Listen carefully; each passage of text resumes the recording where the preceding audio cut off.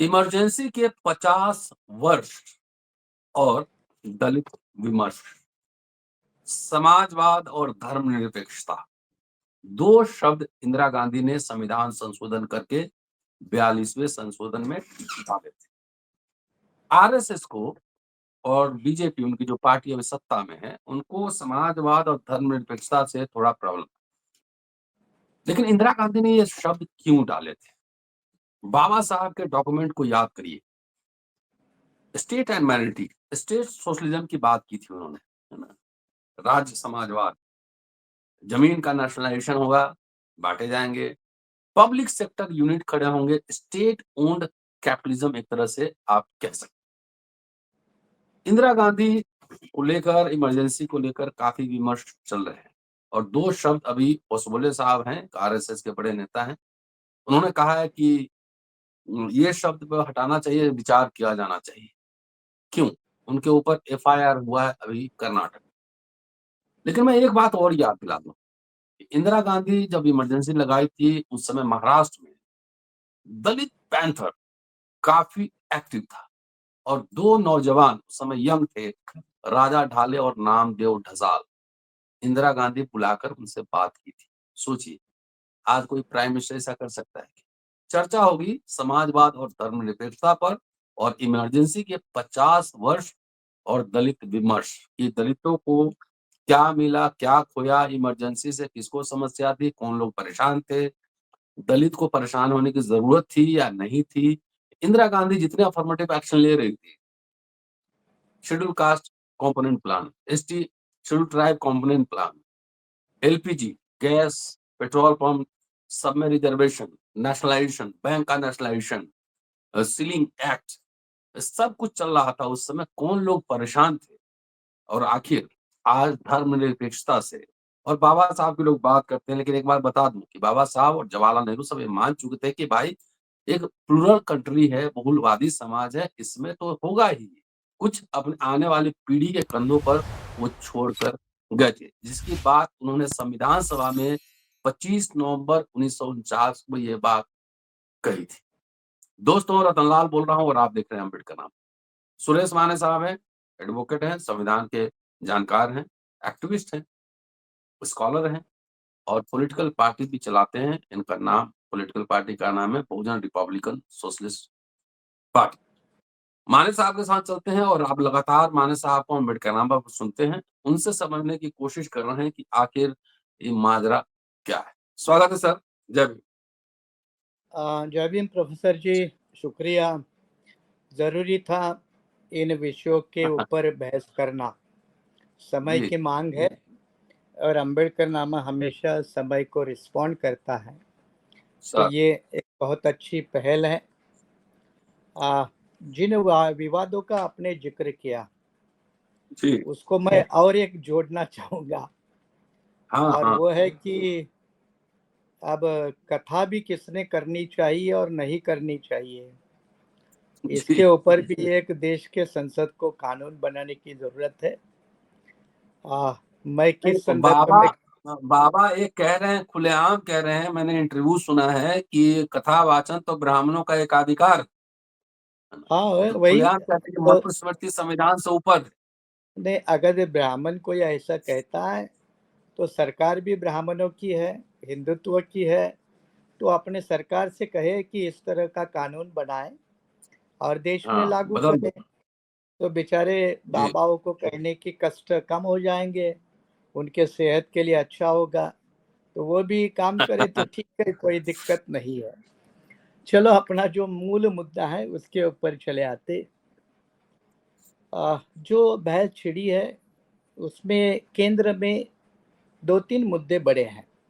एक तो है इमरजेंसी के 50 साल, जी। जिसको मोदी सरकार ने संविधान हत्या दिवस, मतलब जिस दिन इमरजेंसी लगी 25 जून, उसको संविधान हत्या दिवस सर्कुलर निकाल के बाकायदा नोटिफिकेशन के सारे डिक्लेयर किया।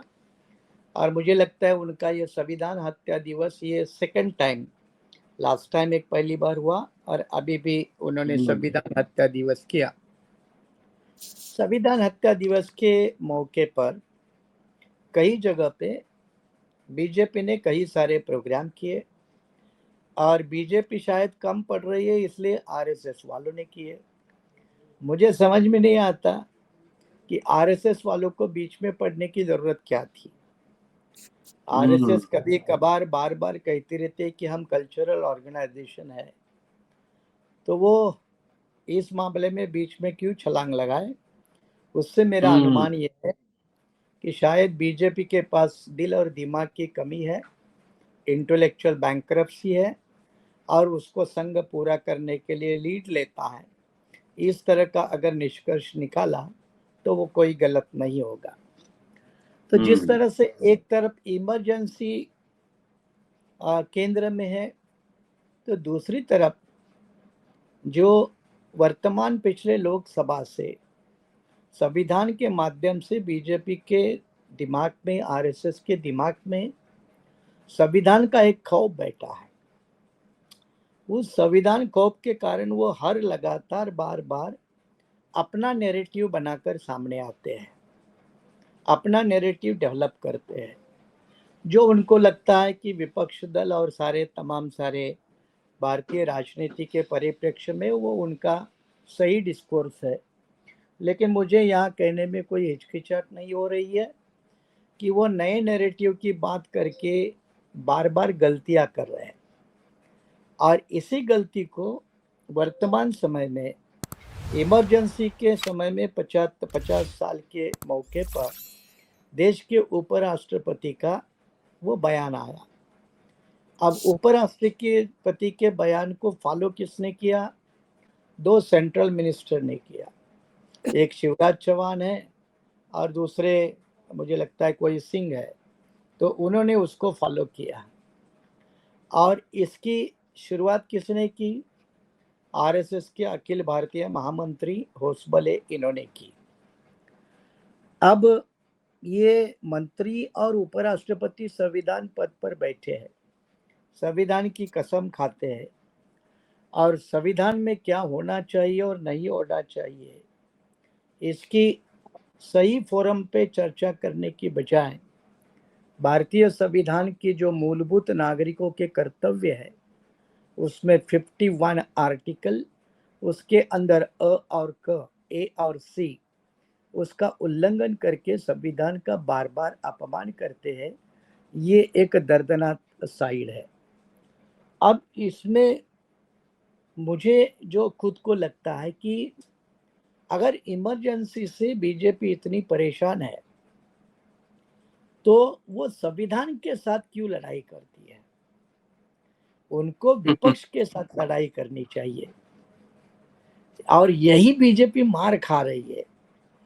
बीजेपी का अगर पॉलिटिकल अपोनेंट कांग्रेस और उनके सहयोगी दल है तो संविधान के ऊपर हमले करके वो अपनी मुश्किलें बढ़ा रहे हैं, क्योंकि संविधान को मानने वाला तबका, एक बड़ा तबका, वो कांग्रेस पार्टी के बाहर का भी है।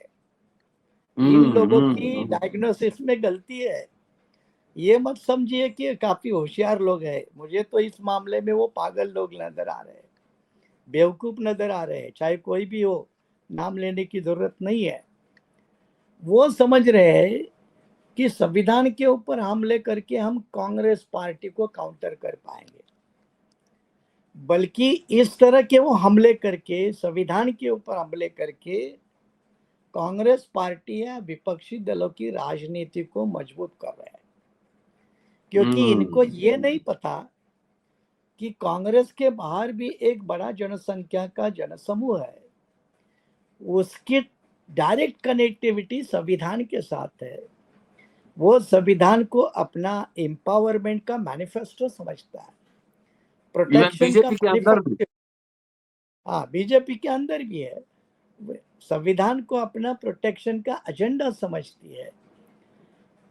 अगर ऐसे कहो तो कि भाई जो तबका बाबा साहब को बड़े भारी पैमाने पे मानने वाला है, उसको बाबा साहब के बाद अगर सबसे ज्यादा प्रोटेक्टिव अम्ब्रेला कहाँ लगता है तो वो भारतीय संविधान पे लगता है। और ये उसी संविधान के ऊपर बार बार हमले कर रहे हैं, तो इनको लगता है कांग्रेस हमारे निशाने पर बल्कि उनका निशाना गलत जा रहा है, उससे ज्यादा विपक्ष और कांग्रेस की राजनीति मजबूत होगी, ये इनको भी समझना चाहिए। क्यों होगी, मैंने उसका जिक्र किया। लेकिन अब ये बात ये है कि उपराष्ट्रपति प्रोफेशन से तो लॉयर है, पढ़े लिखे आदमी है, लगते और हैं। हाल ही हाँ, एक बड़े लॉयर है, और हाल ही में 25 नवंबर को 2025 में सुप्रीम कोर्ट के दो जजेस के खंडपीठ ने, उसमें चीफ जस्टिस खन्ना भी थे और दूसरे जज, इन्होंने कई रिट पिटिशंस, याचिकाएं जो सुप्रीम कोर्ट के सामने थी, उसमें समाजवाद और धर्मनिरपेक्षता इस प्रिंसिपल को हटाना चाहिए, इस तरह की प्रेयर लेकर, मांग लेकर जो कई सारे पिटिशन डाले थे, वो सुप्रीम कोर्ट ने रिजेक्ट किए 25 नवंबर 2025 को। 24 हाँ 24 को, ये पिछले साल रिजेक्ट किए।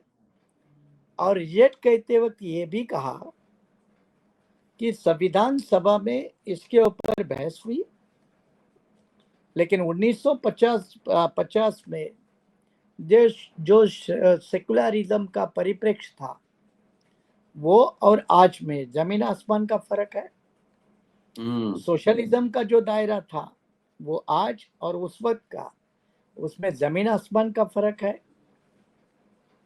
और इसके बावजूद संविधान का जो पार्ट 4 है, directive principles of state policy, उसके माध्यम से अर्थव्यवस्था किस तरह से दिशा लेगी, वो सोशलिज्म के तरफ ही जाएगी, इस तरह के पूरे संवैधानिक प्रावधान है। फ्रीडम ऑफ रिलीजन, ये अधिकार नागरिकों को देकर हर नागरिक को अपना जाति धर्म जो भी है उसका प्रोपोगेट करने का, पालन करने का अधिकार देकर इस देश में कोई भी धर्म स्टेट धर्म नहीं होगा, सभी धर्मों का पालन किया जाएगा, यथावकाश उनको सम्मान दिया जाएगा, बराबरी का रिश्ता होगा। ये जब संवैधानिक ढांचा था, तो उस ढांचे को ये उपराष्ट्रपति पद पर बैठे हुए या केंद्रीय मंत्री पद में बैठे हुए लोग क्यों नहीं समझ रहे, या यह समझकर ये अपना आरएसएस का एजेंडा लागू करना चाहते हैं, ये बड़ा सवाल है। अब इसके साथ ये भी देखना चाहिए कि चलो इंदिरा गांधी ने 42nd अमेंडमेंट की, उसमें प्रियम्बल में ये 3 सूत्र डाले, एक था समाजवाद, दूसरा धर्मनिरपेक्षता और तीसरा अखंडता। अखंडता शब्द भी जो है ना, यूनिटी एंड इंटेग्रिटी, वो शब्द। अब मुझे लगता है इंटेग्रिटी शब्द के ऊपर इनको क्या ऑब्जेक्शन है, ये संघ वाले हैं, पूरे भारतवर्ष अखंड भारत की बात तो करते हैं, अखंड भारत की बात करते हैं, तो इनको ये इस शब्द के ऊपर क्यों ऑब्जेक्शन है, मुझे समझ भी नहीं आता। आरएसएस ने कोई नया डिस्कोर्स ढूंढ के निकाला है क्या? निकाला है तो वो आरएसएस के ऑर्गेनाइजर वगैरह वो लोगों के सामने रखे, ताकि संघ वालों को भी पता चले कि इनको अखंडता भी अप्रिय है। रही दूसरी बात कि भाई इंदिरा गांधी ने इमरजेंसी डिक्लेयर की, उसके बारे में राहुल गांधी एक बार माफी भी मांग चुके हैं कि कांग्रेस के हाथ से गलती हुई। अभी इंदिरा गांधी तो जिंदा है नहीं कि बार बार माफी मांगेंगी, तो राहुल गांधी ने तो माफी मांगी है, 2021 में माफी मांगी है, मुझे जहां तक याद है। अब फिर भी इसको मुद्दा बनाना चाहते तो बनाए, लेकिन कोई लॉजिकल आर्ग्यूमेंट तो दे दे। उसी इंदिरा गांधी ने बैंकों का नेशनलाइजेशन किया, आप उसका समर्थन करते या विरोध करते, आज जवाब दे दो। एलआईसी का नेशनलाइजेशन किया, आप उसका समर्थन करते या विरोध करते, उसका जवाब दे दो। स्टेट वेलफेयर पॉलिसी प्रोग्राम बनाए, जिसका जिक्र आपने किया, ये बजट अलोकेशंस वगैरह इन मामले में डायरेक्टिव बनाए, उसका समर्थन करते या विरोध करते हैं, इसका जवाब बीजेपी संघ वालों को देना चाहिए। आपको भी पता है, मुझे भी पता है, वो इसके जवाब देने की हिम्मत नहीं करेंगे, ना उसके लिए सामने आएंगे।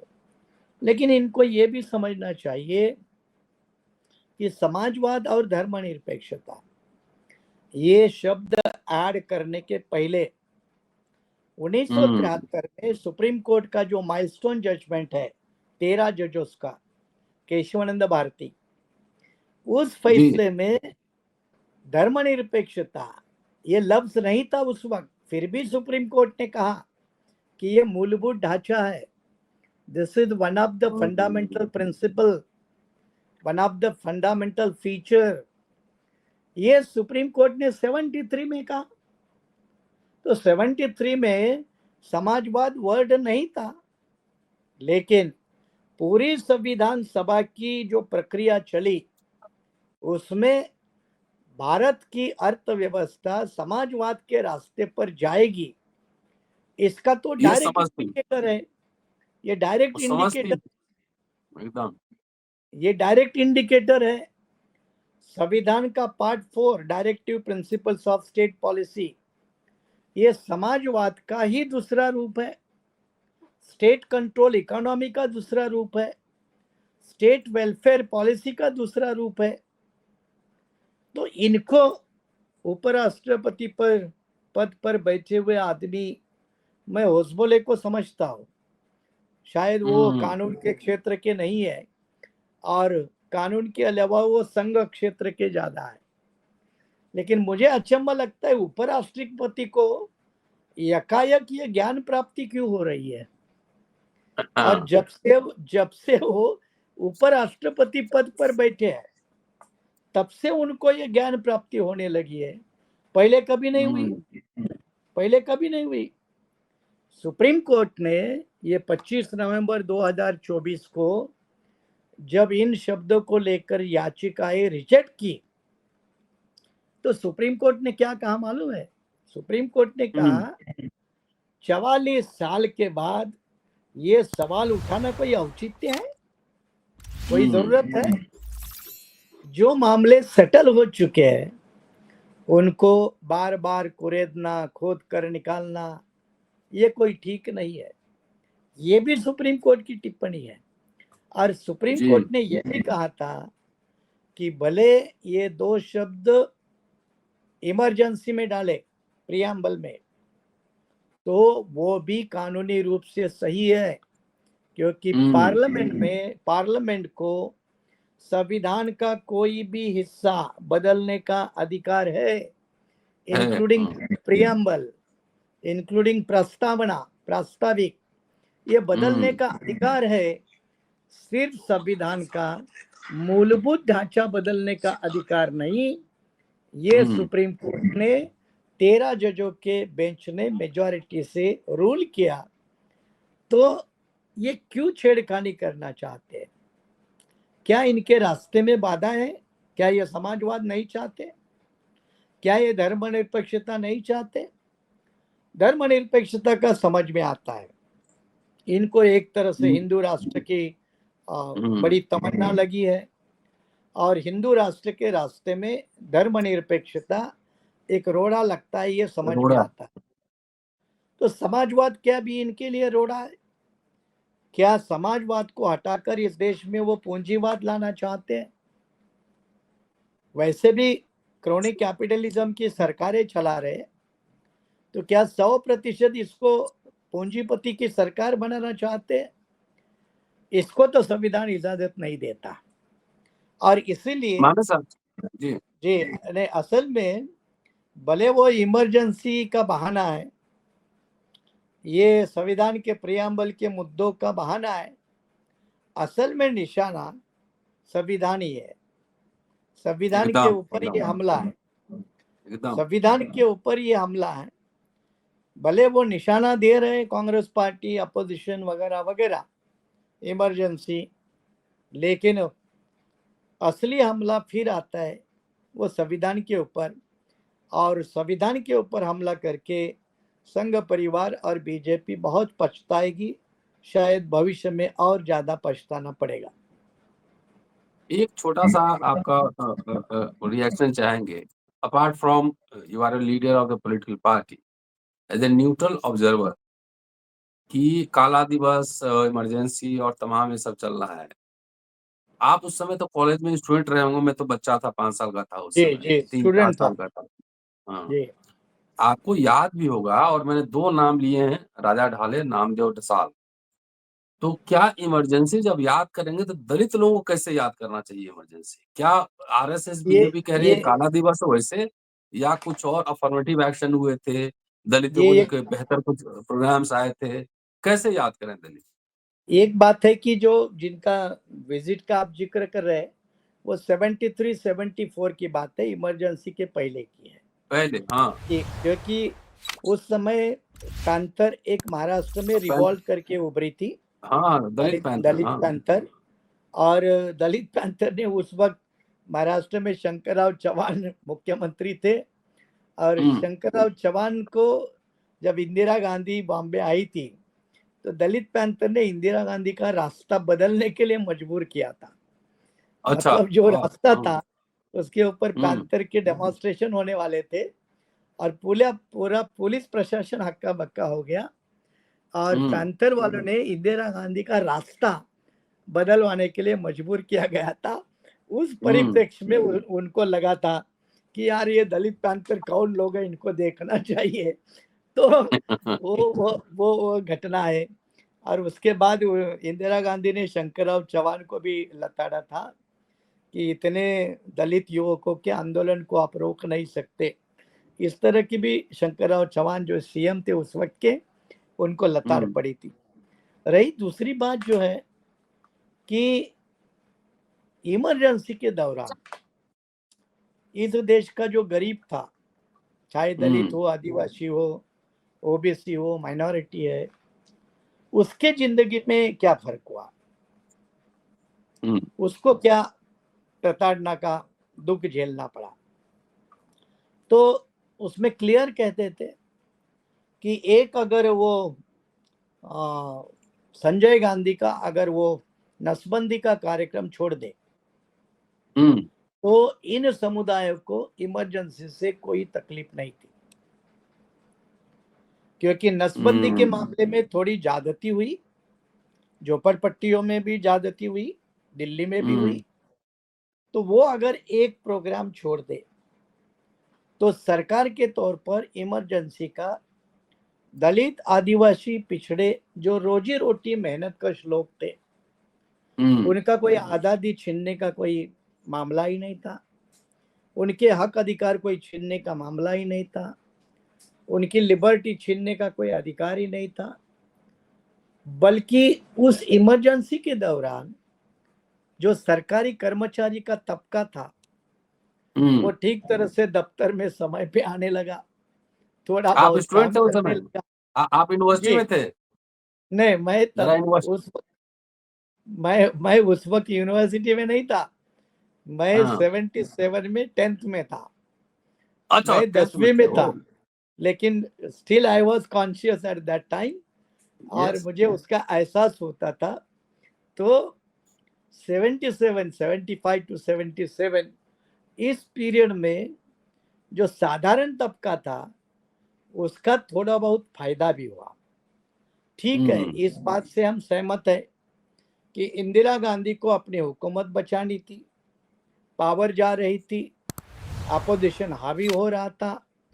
उन्होंने 351 352 का नेशनल इमरजेंसी का प्रयोग किया, इससे उनकी पॉलिटिकल अभिलाषा झलक गई, ये ठीक है।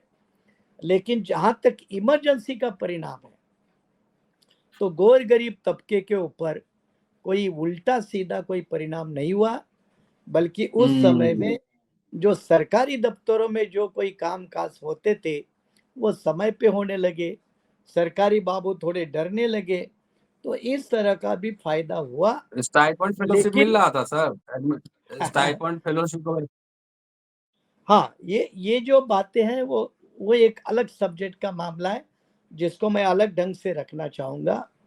कि जैसे मैंने जिक्र किया कि 1964 में कांग्रेस की सरकार थी जब एलआईसी का राष्ट्रीयकरण हुआ। 1969 बैंकिंग इंडस्ट्री, इसका जब नेशनलाइजेशन हुआ तो वो पूरा लगभग 71 में हुआ और 71 में इंदिरा गांधी पावर में थी। तो बैंकिंग इंडस्ट्री में रिजर्वेशन पहला 71 के बाद लागू हुआ, LIC में 65 के बाद लागू हुआ। ये जो पोर्ट इंडस्ट्री है, देश की पोर्ट इंडस्ट्री, जैसे बॉम्बे पोर्ट ट्रस्ट है, कोचीन पोर्ट है या कैलिकट पोर्ट है, तो ये सारे पोर्ट इंडस्ट्री में रिजर्वेशन 77 के बाद लागू हुआ। इस बात को भी समझे। तो 70 के बाद कई सेक्टर में आरक्षण लागू हुआ, छात्रों की शिष्यवृत्ति शुरू हुई। ये जो वेलफेयर स्टेट की ड्यूटीज है वो बड़े पैमाने पे सामने आई थी, चाहे हॉस्टल हो, चाहे स्कॉलरशिप हो, चाहे स्टाइपेंड हो, ये सारे मामले उस समय से आगे बढ़े। अब इसका सीधा रिश्ता दलित एम्पावरमेंट, ट्राइबल एम्पावरमेंट, पिछड़ों के एम्पावरमेंट के साथ है। लेकिन यहाँ बीजेपी क्या कर रहे है, संघ परिवार क्या कर रही है, इन सारे चीजों को अलग रखकर सिर्फ कांग्रेस के साथ या खिलाफ इमरजेंसी के नाम पर पॉलिटिकल बैटल करना चाहती है। और मोदी जी के आपने कल परसों की मन की बात सुनी होगी या RSS वालों के बयान सुने होंगे। ये बीजेपी RSS का षड्यंत्र है कि कांग्रेस की धुलाई कैसे करे। कांग्रेस डिफेंड नहीं कर पा रही अपने आप को, हम ही लोग डिफेंड कर दो। नहीं, मैं वो आता हूँ, वो मुद्दे पे आता हूँ मैं। कांग्रेस की धुलाई कैसे करे? संजय जी पूछ रहे हैं लैंड रिफॉर्म पे और पट्टे जो मिले थे दलितों को, दुकानें मिली थी। मैं आता हूँ उस मुद्दे पर। कांग्रेस को अगर पीटने का, धुलाई करने का सबसे बड़ा अगर कोई मुद्दा है, वो भी पॉलिटिकल, तो इमरजेंसी है, निसंदेह।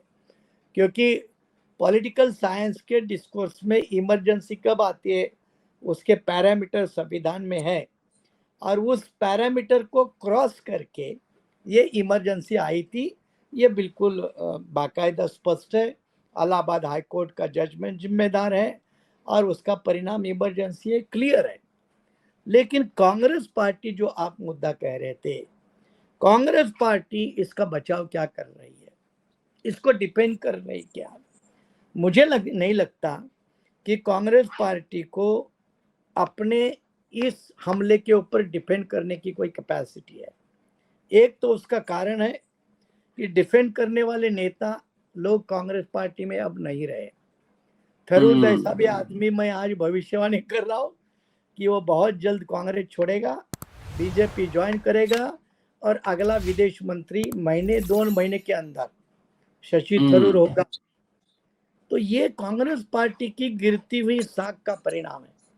इसलिए कांग्रेस की तरफ से संघ परिवार बीजेपी के ऊपर आइडियोलॉजिकल हमले करने की जहां तक बात है, ये कांग्रेस पार्टी की बड़ी कमजोरी है।